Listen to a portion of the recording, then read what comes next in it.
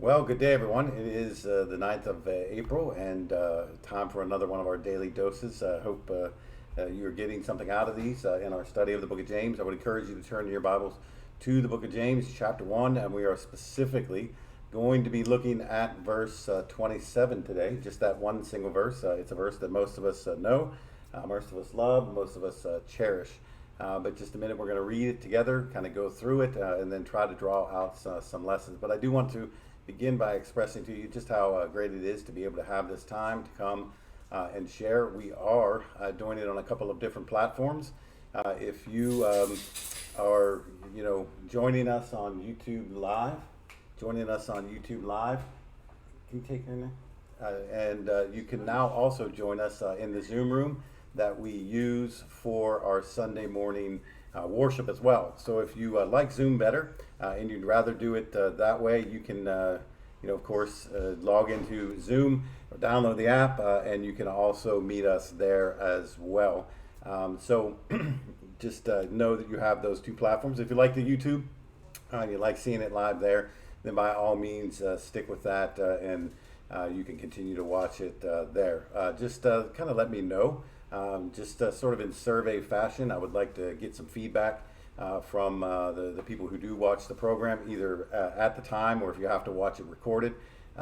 Just send me either something in the chat, or you can text me after the fact, 727-723-4519, and let me know that which format you like and which one you think we should maybe continue with. Because if we're here, if we're still quarantined for at least a few more weeks, then we have plenty of time to tweak this and make it something that is beneficial for everybody. But let's go ahead and jump right in.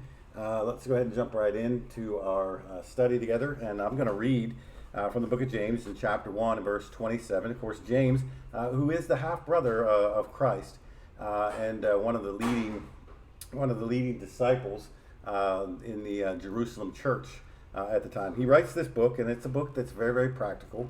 And I think that's kind of what we would expect for someone who, spent a lot of time with Christ, but wasn't really converted until after Christ, as far as we know, had died on the cross and was resurrected and seen by, friends and family. But in verse 27, he writes this. He says, "Pure religion and undefiled before God and the Father is this: to visit the fatherless and widow in their affliction, and to keep himself unspotted from the world." Now, this is one of those verses that is just an amazing verse. Once we fully understand exactly what James is saying, it's going to be a verse that helps us, and it's going to be a verse that certainly defines who we are as the children of God, who we are as Christians. But what does it mean? You see, a lot of people talk about religion, and they have in mind, I think, something different than James is talking about. So we're going to explore what the word religion means, what it means to be pure, what all of these words mean, and then we're going to draw out some basic understanding of how I'm supposed to take this and apply it. It's interesting. The word religion is actually a word that of course emanates from the Greek. In the Greek, it's taken from a word that typically means to worship. And of course, the word religion itself from the English is based, I believe, upon the Latin. And it's two words, re, which is a word that is kind of a prefix, like we would put, pre or un or non, something like that, a prefix for a word. But it was a prefix that was attached to a word that meant the word was being emphasized. And of course, the second word, part of religion, is lego, which simply means to bind, and typically to bind one's person to someone else, or to bind yourself to a practice. But here it is intensive. It is intensive in nature. So we're not just binding something to something else. We're binding something to something else in a way that bond is very, very strong, very, very tight. And it's from this word, relego, that we get the idea of devotion. Then we get the idea of devotion. We're devoted to something. If you're devoted to something, you're not quickly taken from it, right? Well, we say, sometimes we use a different form of that word, and we say they are devout, right? If someone is devout, it means they don't give up on their practice easy. It means that they're not quickly or easily taken away from whatever practice it is that we're talking about. So if they are a devout worshiper, it means they're always there and they're always engaged in those types of things. If they are a devout practitioner of something, then it means they're always and consistently doing those things. So that's what the word religion means. It just simply means devotion or binding ourselves to something. But he says here, that pure and undefiled or pure religion. Now, what does it mean to be pure? Well, this kind of refers us back to the early ceremonies in the Old Testament when people would offer worship to God. The priests were required to go through a purification process. Many of the sacrifices were supposed to be, well, not many, all of them, were supposed to be pure, unspotted, unblemished, without flaw. We had to give the best, or they had to give the best, the cream of the crop, and that was the expectation. So not only was the sacrifice supposed to be clean and pure, but the person who was offering the sacrifice was supposed to be clean and pure. So here, this religious or devoted practice should be, like those sacrifices, undefiled or clean, not only in their offering, or not only in its offering or attachment, but in its practice as well. Now, the word undefiled is just simply kind of a similar idea to what purity is. It just means unsoiled, but here he specifically states that it is undefiled or without spot before God and the Father. In other words, by God's estimation, it is undefiled. By God's estimation, it is pure and clean of any spot. Moving ahead, we have God, of course, which in again the original language is theos, from which we get our word theology. But I think it's really interesting here. It just simply means God. Really interesting here, though, is the idea of father. Why use the word father? Because later on he's going to talk about the fatherless and the widow, right? Both without father or husband.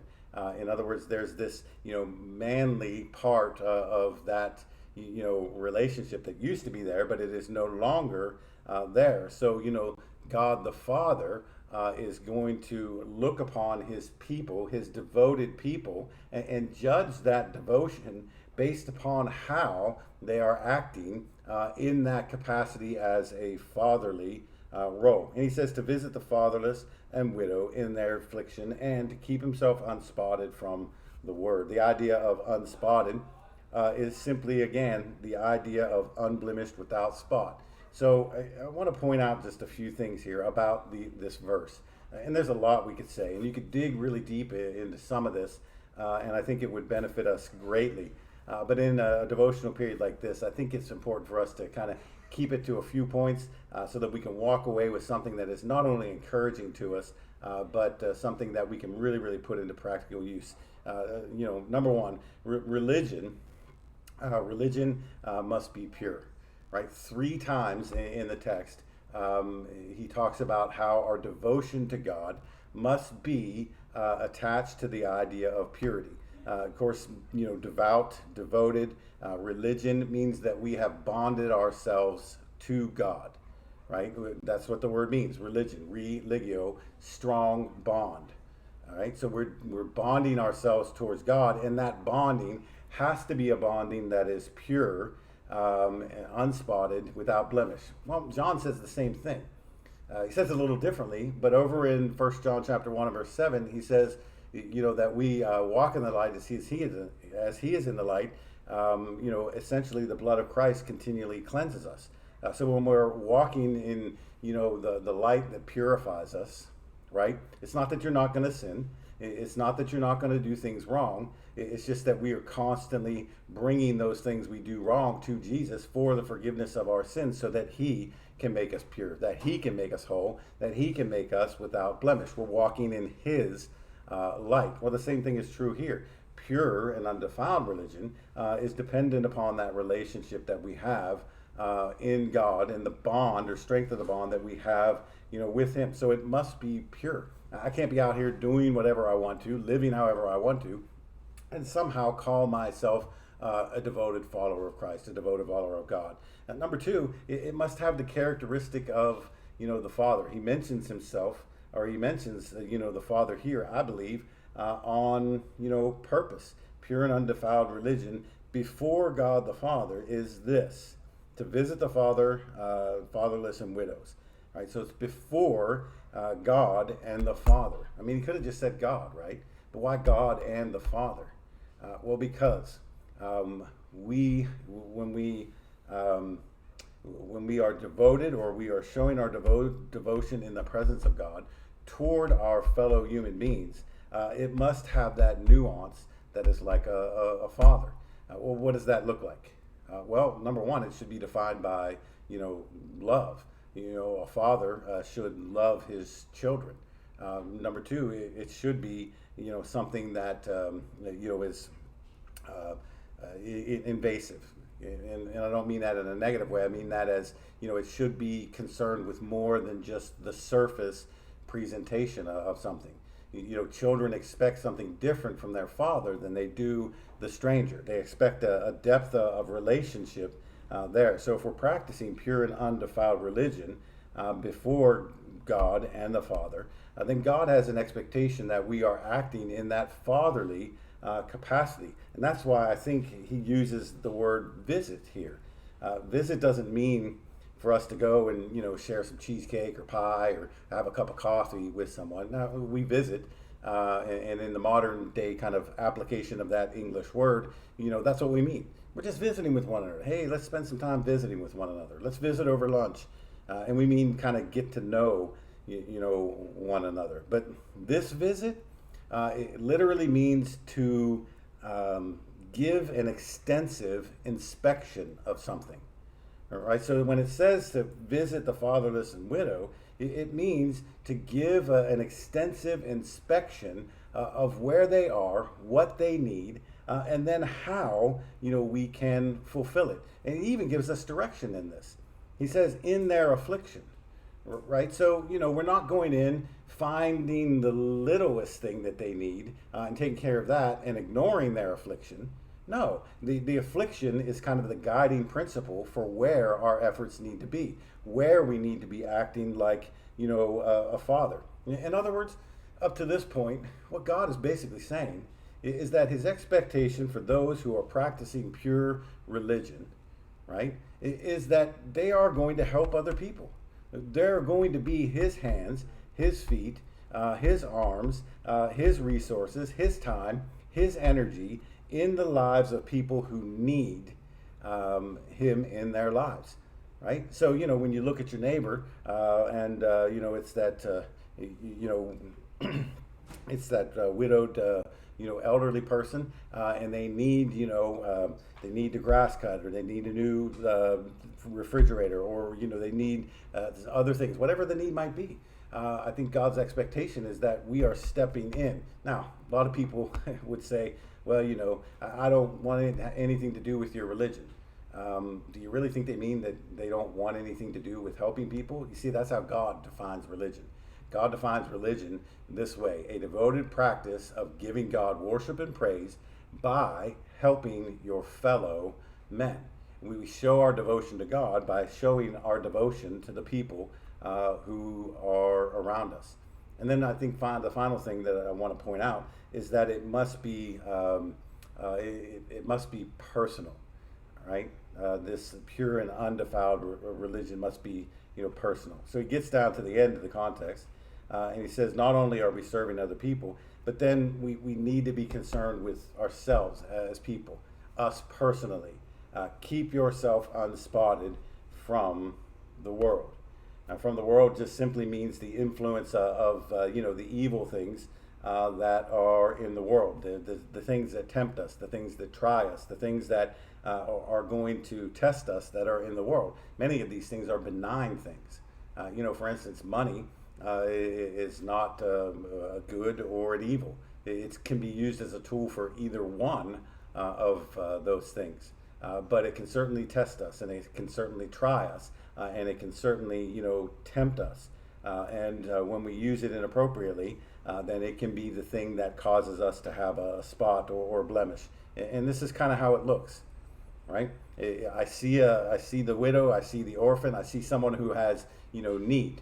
I look to my own resources, and I'm tempted to, kind of hoard them. Well, I've got money, but I really don't want to depart with it. And then I start saying things like, well, but they're in that boat because, well, they got themselves there. Or they're just not good people, and they don't, they're not. For some reason, we try to convince ourselves that they're not worthy of our help, so we don't help them, and it's all really just an effort to keep, these resources in the world, and that's how we get that spot. That's how we get that, blemish. We get the blemish because we're not using the resources that we find in the world for the good in the situations where we can serve the people who are around us. So pure religion and undefiled before God and the Father is this: to visit the father and widows in their affliction, and to keep himself unspotted from the world. Are we practicing pure and undefiled religion? Well, just look at how you treat your neighbors. Just look at how you treat the people around you who have a need.